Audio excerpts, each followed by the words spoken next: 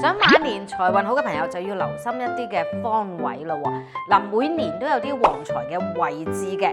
如果你話喺馬年要旺一旺偏財嘅話，就要留心正北呢個位置，因為我哋有6白呢個飛星喺度喎。呢個係代表住偏財嘅星，咁我哋可以放貔貅啦，又或者一啲象徵住財運嘅飾物擺放喺正北都係可以噶。